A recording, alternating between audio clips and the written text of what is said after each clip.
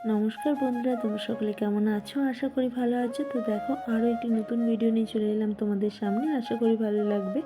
তো এটা ছিল নবান্নর দিনের ভিডিও। তোমরা অনেকেই জানো নবান্ন মানে কি, আর যারা জানো না তাদের জন্য বলছি যে অগ্রহায়ণ মাসে যখন ধান পাকে তখন কৃষকেরা ধান কেটে এনে বাড়িতে একটা পূর্বপুরুষ বা পুজো দিতে হয়। এই যে দেখো, এই যে কলার খোলের মধ্যে সুন্দর করে নতুন ধানের ভাত, নতুন যেগুলো আগে রান্না হয়েছে সেগুলো থেকে অল্প অল্প করে সাজিয়ে সুন্দর করে বাইরে দিতে হয়। তো সেই নিয়মটা আর কি মেন। তো নিয়ম কাজটা করবে এখানে কাকিমা রান্না বসিয়ে দিয়েছে, আর আমি সকাল থেকে একদমই আসতে পারিনি। সেই কারণে দেখো রাত্রে এসেছি, এসে দেখি কাকিমাদের সমস্ত কাজকর্ম হয়ে গেছে। আজকে একটুখানি প্রচণ্ড কি বলবো, ব্যস্ততার ওপর দিয়ে গেছে, সেই কারণে একদমই আসা হয়নি। তো সত্যি খারাপ লাগছে, কারণ আমাদের বাড়িতে কোনো একটা অনুষ্ঠান হলে আমার কাকিমাই প্রথমে দৌড়ে যায় আমাদেরকে হেল্পের জন্য। সমস্ত কাজ কাকিমা গেলে হয়েই যায় প্রায়। তো যাই হোক, তো তার বাড়ির অনুষ্ঠান আমরা আসতে পারবো না, সেটা খারাপ লাগছে, কিন্তু কিছু করার নেই, কারণ আমাদের বাড়িতে এমনিতেই মার শরীর ভালো না। তো মাকে সারাদিন করতে করতে এমনিতেই সময় চলে যায়, তারপর একটু দোকানেও টাইম দিতে হয়, কারণ লোক দিয়ে সবসময় দোকান তো আর হয় না, নিজেকেও থাকতে হয়। তো যাই হোক, একদমই সময় না পাওয়ার জন্য আমার লোক দিয়েই দোকানটা করতে হচ্ছে। তবুও চেষ্টা করি তাড়াতাড়ি দোকানে যাওয়ার। তো যাই হোক, আজকে একটু দোকানে গেছিলাম, আর হাটবার ছিল, সেই কারণে আসা হয়নি। তো এখানে এসে দেখি মেয়ে হচ্ছে বান্ধবী সবাই মিলে এখানে খাওয়া দাওয়া করছে, খেলা করছে। তো যাই হোক, এই যে দেখো এখানে নিয়মের মধ্যে এই যে দেখছো, এখানে কলার খোলের মধ্যে একটা দিতে হয় বাড়ির উপরে, চালের উপরে দিতে হয়, আর রান্নাঘরে দিতে হয়, বাইরে দিতে হয়, যাই হোক, আর উনুনের পাড়ে দিতে হয়। তো এই সমস্ত কলার খোলের মধ্যে ভাত তরকারি বেড়ে দিতে হয়। এই যে দেখো, কাকু উপরে দিয়ে দিয়েছে এই কলার খোলটা, উপরে পাতা দিয়ে ঢেকে দিয়েছে, আর কাকিমা এখানে প্রদীপ জল ঘুরিয়ে দেখিয়ে নিল। তো এই যে বলেছিলাম বাইরেও দিতে হয়। তো এই যে একটা কুলোয় করে জল, তারপর প্রদীপ, আর এই যে কলার খোল ভাতগুলো নিয়ে গেছে। তো কাকু এখানে সুন্দর করে জল ছিটিয়ে সমস্ত ঠাকুরগুলোকে দিয়ে দিবে। এই ঠাকুরটার নাম কিন্তু মহাবাড়ি ঠাকুর। তো আমরা ছোটোবেলায় কি ভাবতাম যে আমরা হচ্ছে আমার যখন ঠাকুমা ছিল, আমরা দাদুকে পাইনি, ঠাকুরদাকে। তো আমার ঠাকুমাকে আমরা দিদা বলতাম। তো যাই হোক, আর আমার মাও ছিল না। তো যাই হোক, আমি দিদা ঠাকুমাকেই সবাই আমরা দিদাই বলি। তো ঠাকুমা যখন এইভাবে দিত তখন বলতো, এই যে দেখ, এখন আমরা এখানে ঠাকুরকে দিচ্ছি, তারপর কিন্তু শিয়াল আসবে, শিয়াল খাবে। তখন থেকে এটাই একটা নলেজে ঢুকে আছে যে এই সমস্ত খাবারগুলো শিয়াল খাবে। তো যাই হোক, প্রচণ্ড আনন্দ খুশি করে দৌড়ে দৌড়ে যেতাম আর দেখতাম। আর দেখো, আজকে আমরা তো বড় হয়ে গেছি, বিয়ে হয়ে গেছে, বাচ্চা হয়ে গেছে, এখন আমাদের বাচ্চারা এই সমস্ত কথাগুলো শুনছে, আর এই যে দৌড়ে দৌড়ে এখানে এসেছে দেখতে।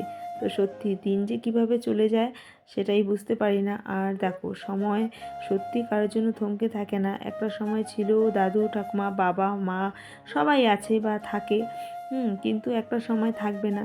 যেমনটা আজকে আজকে যখন তোমাদের সাথে এই যে ভয়েস ওভার দিচ্ছি, সত্যি কথা বলতে আমার মন একদমই খারাপ। ভিডিওটা অনেক আগের হলেও কি বলবো, আমার আজকে পিসা আর কি 2-3 দিন আগে স্ট্রোক করেছিল।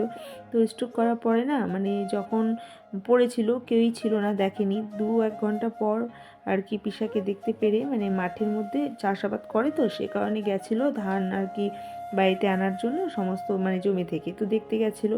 তো যাই হোক, ওখানে না মাথা ঘুরে পড়ে গেছে, তখন কিন্তু লোক ছিল না।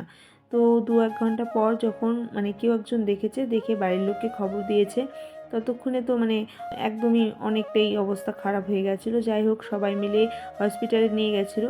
তো নিয়ে যাওয়ার পরে তারপর তো যা হয় আর কি ট্রিটমেন্ট চালিয়েছে, কিন্তু তাতেও লাভ হয়নি। তো আজকে 3 দিন পর আর কি পিসা আমাদের সবাইকে ছেড়ে চলে গেছে। যাই হোক, কষ্ট থেকে অনেকটাই মুক্তি পেয়েছে, কারণ স্ট্রোক হওয়ার পরে মানুষের খুবই কষ্ট হয়।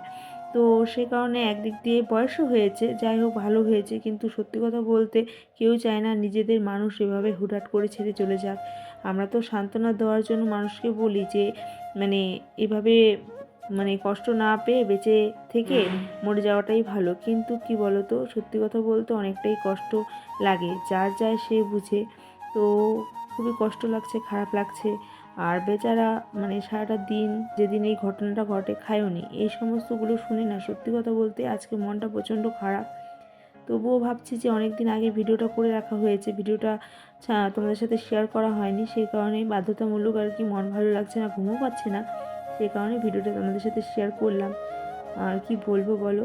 তো অনেকটা রাত্রি হয়েছে। তো যাই হোক, আমাদের এখানে নর্থ বেঙ্গল মেডিকেল কলেজে পিসাকে ভর্তি রাখা হয়। তো আজকে পিসাকে আর কি আনবে। তো রাত্রে দিয়ে আর যাচ্ছি না কই। তো ভাই গেছিলো মানে দেখে এসেছে, যেহেতু মার অসুবিধা, মাকেও দেখতে হবে। তো সে কারণে কালকে ভোর মানে সকালের দিকে আমাদের যেতে হবে সবাইকে। তো সৎ কাজের জন্য যা যাবতীয় করার করব। তারপর সত্যি কথা বলতে খুবই খারাপ লাগছে, আমি ভয়েস ওভার দিচ্ছি কিন্তু আমার মন পড়ে রয়েছে আলাদা জায়গায়। খারাপ লাগছে, কিছু করার নেই। আর বয়স হয়েছে, অনেকটাই বয়স হয়েছে, মানে ৮০-৮৫ উপরেই হবে। তবুও পিসা অনেকটাই টনটনা, মনের সাহস, শরীরের জোর। আগের দিনের মানুষ এমনিতেই শক্ত সবল থাকে। তো যাই হোক, অনেকগুলো সমস্যা ধরা পড়েছে। তো সে কারণে হয়তো আরও বেশি শরীরটা মানে ঠিক হলো না। তো ডক্টর বলে দিয়েছেন যে ইনি আর বেশিক্ষণ মানে সময় থাকবে না। তো যাই হোক, যতদূর চেষ্টা করার করেছে। তো আজকে আমার বর গেছিলো দেখতে, আমি যেতে পারিনি। তো মার শরীর ভালো না, মাকে দেখতে হয়, এদিকে মেয়ে স্কুল টিউশন। তো আমি ভাবলাম যে আমি যদি সুস্থ থাকি আমি একদিন না হয় দেখে আসবো, কিন্তু এমনিতেও ফোনাফোনি করা হয়েছে। তো বলল একদমই অবস্থা খারাপ, তাই আমি বরকে পাঠিয়ে দিয়েছি। মানে ভাবলাম যে তুমি যাও, আমি কবে না কবে যাব। তো তার মধ্যেই যদি কিছু একটা হয়ে যায় সে কারণে একটা আফসোস থেকে যাবে। তো তুমি যে মানে গিয়ে দেখে আসো। তো গেছিলো, ও যাওয়ার পরে অনেকক্ষণ নেড়ে চেড়ে কথা বলে এসেছে, একদমই চোখ খুলেও মানে তাকায়নি, অবস্থা খুবই খারাপ ছিল। তো যাই হোক, বাড়িতে এসে অনেকক্ষণ মানে ২-৩ ঘন্টা পর আর কি খবর আসে যে পিসা আর নেই। কথাটা শুনে সত্যি খুবই মানে লেগেছে, এটা লাগাই স্বাভাবিক। তো যাই হোক, লাশ দেখাটা দেখতে পারিনি, সেটাই একটা খারাপ লাগছে। তো বন্ধুরা, কিছু করার নেই, মানুষের জীবনটাই এমন, মানে মরা বাঁচা সব ভগবানের উপর, সব লেখে। মানে কি বলবো, পৃথিবীতে জন্ম নেওয়ার সময় সবাই জানে। যাই হোক, কথাই বলতে পারছি না, কি বলবো কি না বুঝতে পারছি না। তো বন্ধুরা, এটাই ছিল আজকের ভিডিওটি ভালো লাগলে লাইক কমেন্ট শেয়ার সাবস্ক্রাইব করে দিও। কি বলবো, আমি সত্যি কথা বলতে আমি কথা বলার ভাষা হারিয়ে ফেলেছি। তো যাই হোক, আগে থেকেই ভয়েস ওভার দেওয়া ছিল, সেগুলোই তোমরা শুনে নাও। ভুল ত্রুটি হলে আমাকে মাফ করে দিও। তো বন্ধুরা, পাশে থেকো।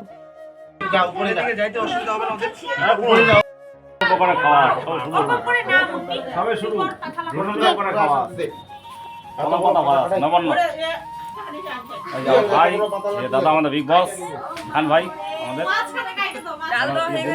কাকিমা আমার নবান্ন নতুন খাবার কলা পাতা শুরু করি। এটা দেখাও, ছোট করলে আরো ছোট হয়ে যাবে।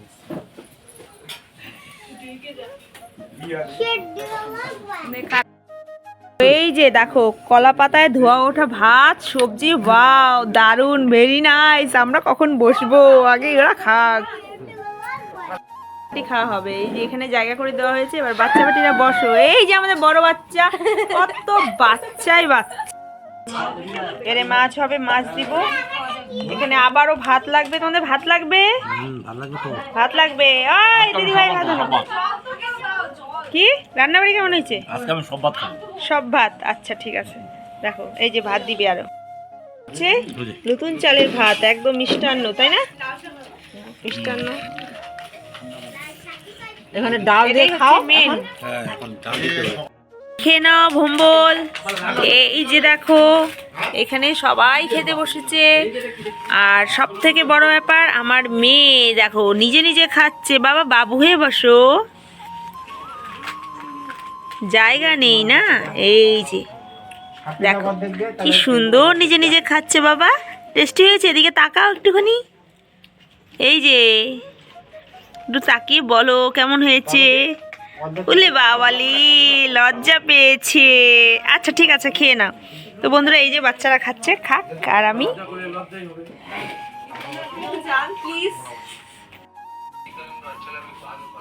তো এই যে আমরা ফাইনালি খেতে বসেছি। আমি এবার চলো প্রথমে হচ্ছে তিতা দিয়ে খেয়ে নিই। দেখো, ওয়াও, খেয়ে দেখি।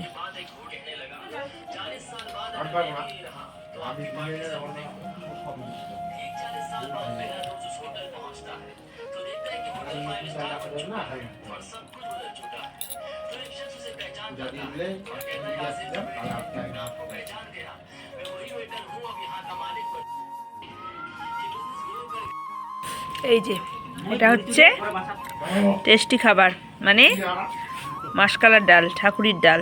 উফ, খুবই টেস্টি। দেখো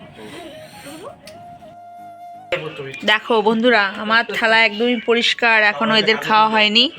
পুরোপুরি পরিষ্কার, পুরো চেটে চুটে পরিষ্কার করে দিয়েছি। আহা, তো বন্ধুরা, এটাই ছিল আজকের ভিডিওটি ভালো লাগলে লাইক কমেন্ট শেয়ার সাবস্ক্রাইব করে দিও। ভালো থেকো, সুস্থ থেকো, tata, bye bye, good night.